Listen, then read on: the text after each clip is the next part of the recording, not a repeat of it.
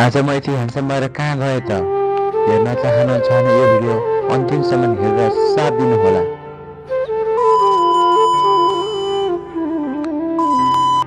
So already welcome to my mini blog. I hope तपाईँहरू पनि संसारैमै हुनुहुन्छ होला र म पनि संसारैमै छु।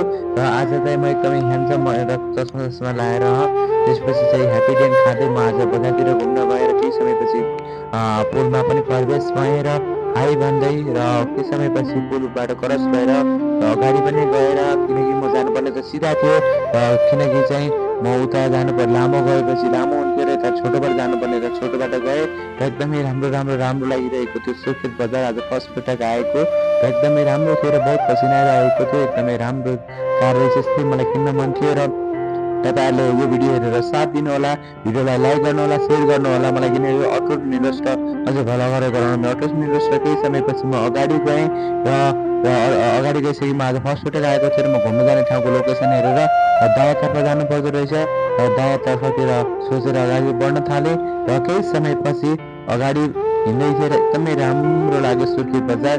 अरू बजारभन्दा एकदमै राम्रो लागेर केही समयपछि भित्र गएँ गल्लीमा र गइसकेपछि कहाँ पुग्यो भने हेरेको त रङ्गशालाको गेट अगाडि पनि पुगेको रहेछु किनकि म आज फर्स्ट पटक रङ्गशाला हेर्न पनि आएको थिएँ र रङ्गशाला हेर्नमा पाउँदा मलाई एकदमै एक्साइटेड थिएँ र हेर्नको लागि र केही समयपछि र रङ्गशालाको बाहिरको छेउ देख्न पाएँ। एकदमै राम्रो रहेछ रङ्गशाला र एकदमै राम्रो रहेछ र केही समयपछि अगाडि गएर रङ्गशालाको गेट पनि हेर्न पाएँ। एकदमै ठुलो रहेछ, एकदमै राम्रो लाग्यो।